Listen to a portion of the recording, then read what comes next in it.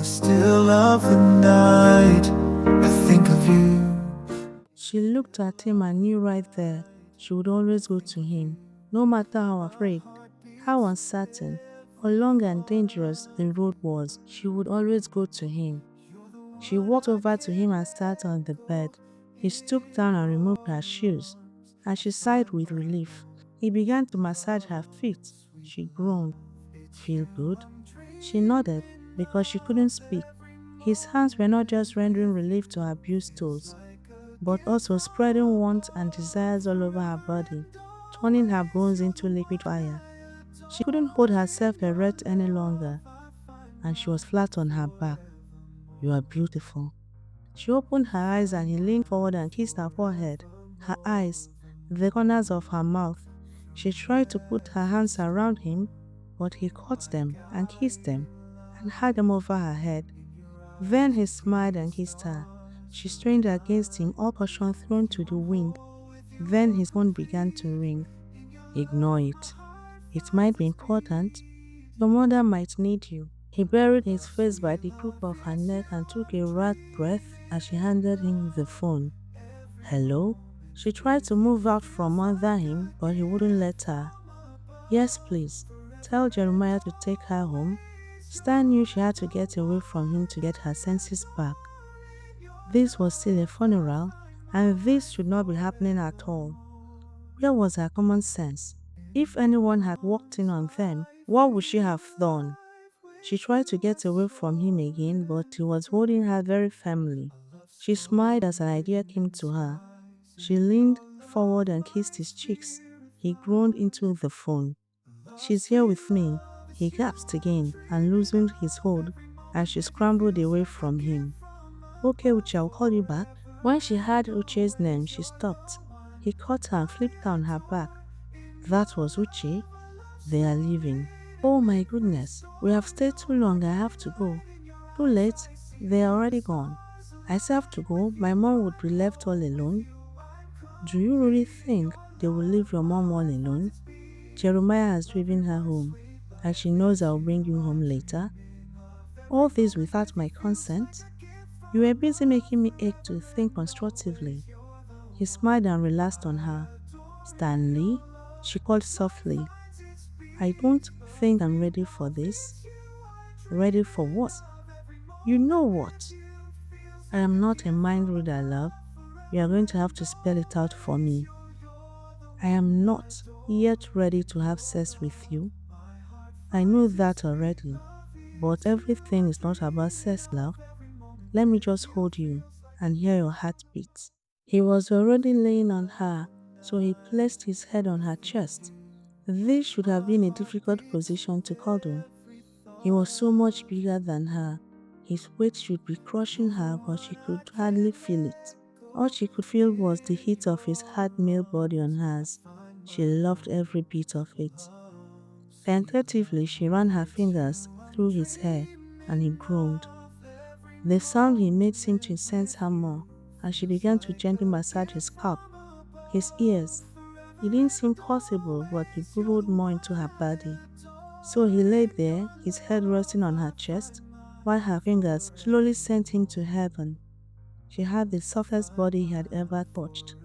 He could feel sleep calling to him, so relaxing was her ministration. For your info, we are not going to have sex. When you are ready, we are going to make love. She shuddered at his words and looked for something, anything, to distract her errant thoughts. Do you think they will think it's rude we didn't come to say goodbye when they left? I think Uche understands perfectly. She began to nod, but stopped. What did you understand? Babe, you made me groan while I was talking to him. There's only one conclusion. What? She tried to get up. Don't get up, please. He gave her a quick kiss. A slight knock on the door made them stop for a moment. Stanley, it was his grandmother. Oh no, Stan groaned. The lawyer is here. The will be read in 5 minutes. Okay, ma, he answered, but made no move to get up. Get up, Stanley. What's she going to think? I don't care. He heaved a frustrated sigh. I love your body. is so soft. But I better go find out how much richer we are getting, love. Did he just say we? She asked herself silently. Did it mean he was? Goodness, what did it mean? She asked herself. Should she respond with something witty? There's something like having too much money, babe. Babe? He smiled. First time you call me babe. I love it. And tell that to Elon Musk. He came towards her and kissed her hard and fast. I'd prefer being called babe. See you in a bit. And he left. Star got up from the bed and searched for her shoes. She walked over to the mirror, the easy dress. She said to the mirror, did Imma know before making it for her? She smiled and then groaned as she remembered the red room. She must have misjudged him because there was no dominant vibe from him. He had done nothing from morning till then but show her how much he cared for her. She was his girlfriend. She was really his girlfriend. Suddenly she laughed gleefully as it dawned on her. She waited 17 years to become his. She whirled around in front of the mirror, danced about a bit. She wasn't going to end up as a girlfriend, she was going to become a wife. She had to wait 17 years to become a girlfriend. If her love could endure that long, then the few months she had to become his wife was going to be a piece of cake. How was she going to do that exactly? How was she going to make him love her so much he would marry her? The real question she realized was, what was she going to bring to the table other women didn't have? Can't be sex, she thought. He already said he was not sex-starved, and it showed in the easy way he accepted she was not ready. She left the mirror and walked into the adjoining living room, and was startled to see some mezzanine trays of dishes. Mr. Stanley wasn't sure what she preferred, they said and left. She smiled again at his thoughtfulness. She hadn't eaten since morning and didn't have time to be hungry between his searching lips. She gingerly went to eat. What will keep a man like Stanley with a woman he was not having sex with? Nothing or everything, she answered. Love is everything, so love can keep him. How was she to know he loved her if he stayed without sex? She laughed. Easier said than done, because he was not the only one who couldn't keep his hands to himself. He was not the only one with needs, desires and fantasies only him could feel. Stanley walked in through the large room where his grandmother had gathered all for the will reading. There was quite a number of people there. He didn't expect much people to be present, but there were children, grandchildren, uncles, granduncles, nieces and nephews, and even grandnieces and nephews. He wondered if the man had enough to go round, or if he even remembered them all in his will. Silently, he sat in the empty seat beside his mother and nodded at everyone. What is he doing here? His younger Obayo asked heatedly. He's here because he's your father's grandchild. And frankly, he's the least of all your problems. He doesn't need anything in that will. He squeezed his mom's hands to calm her down as his leg led his throat. I believe we're all here. He began and brought out a large envelope and showed them the unbroken seal, which he proceeded to break. First, he brought out a flash drive and one of his assistants went to insert it into the large flat-screen television. Moments later, the video of his grandfather came on. He felt a little sad at the old man's passing. He looked so old and small in the video. He had always looked larger than life to him. He dragged his mind to the present to listen to what the man was saying. He listened as the man talked about how family was important to him and how it was the most important thing to him. And yet you ruined your daughter's own, he added silently to himself. On that note, the old man continued, I have amassed some personal fortune and assets over the years, which I would give out to you all. Please, use them to build your lives and that of those that would come after you. As Stanley listened, he was instantly impressed that the man remembered almost everyone in his will, as he gave away his personal assets. Most of the third generation got a sizable chunk of money or property to help them build their lives. He looked at the faces of all the extended family who had gotten one thing or the other from him. Some looked happy and grateful, some looked unsatisfied. Humans, he mused silently. He wondered if they were angry. 60% of his funds and assets went to his wife and children. He was forced to pay attention when Ajibola Group was mentioned. Of course, that was the reason the children had gathered.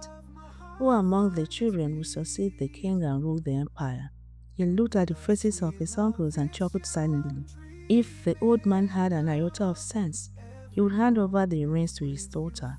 By her side, his mother was the only one qualified, the only one passionate enough, the only one with a lick of sense to run the business. His sons will run it to the ground within the year. Having done that, the old man continued, Ajibola Group is 100% family owned. I have never really found the need to go public. I believe that decision lies with my children and grandchildren. To my lovely wife, who has stood with me through thick and thin, I leave 5% shares. Stanley could hear people and wondered at it. As far as he was concerned, his wife deserved more. He chanced a look at his mom and saw that her hands were twitching in agitation. He placed his hands on top of hers and squeezed.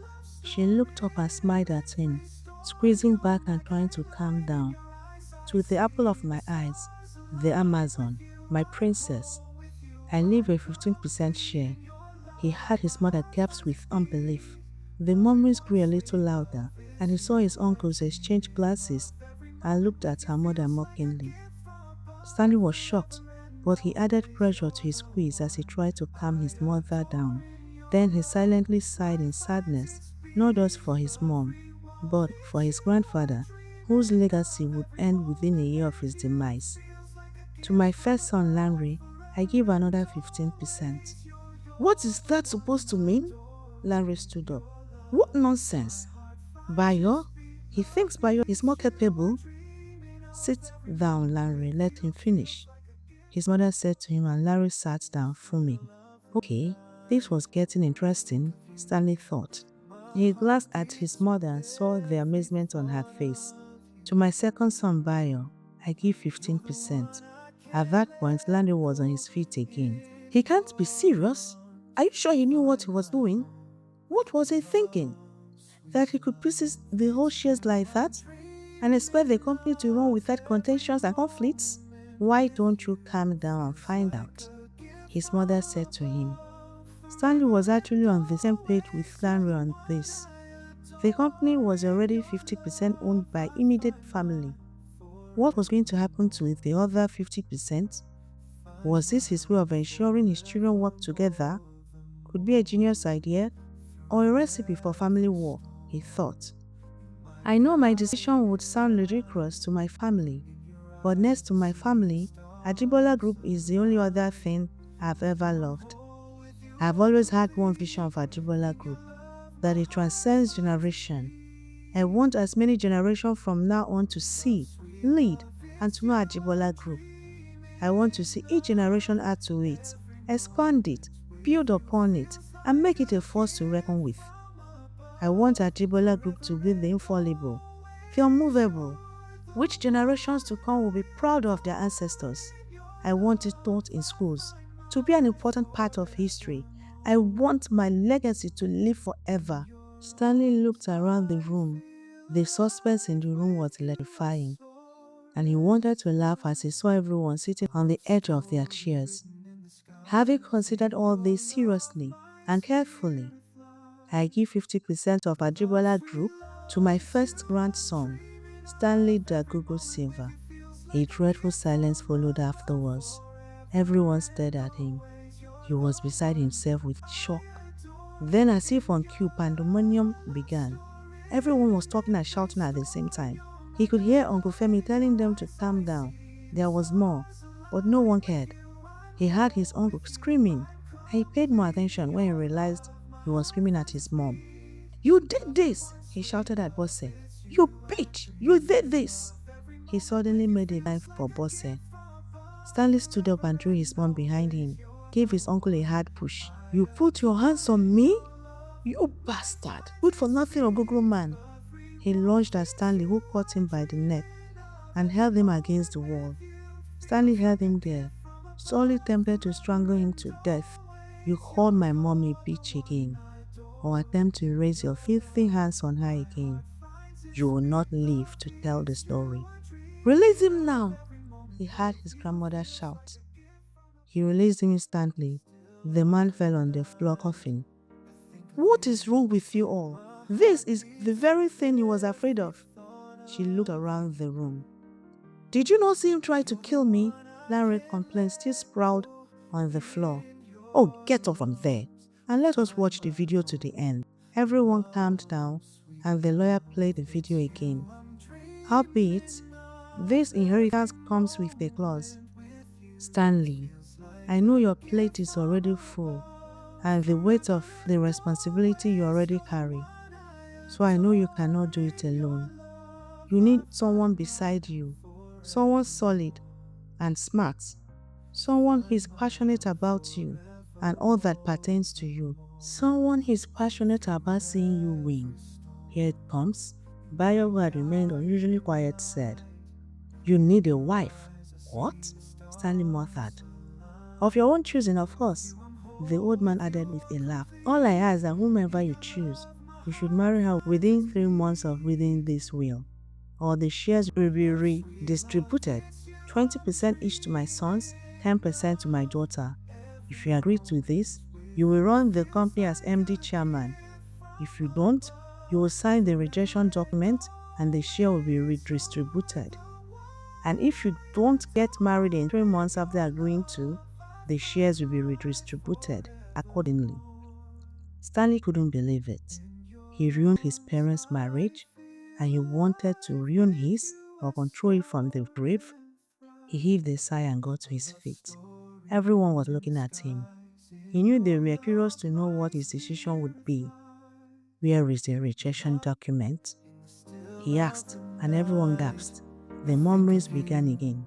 Are you very sure that is what you want to do? Uncle Femi asked, firmly and seriously. In the still of the night, I think of you. My heart beats with every thought of you. You're the one I can't let go. In your arms I find my home.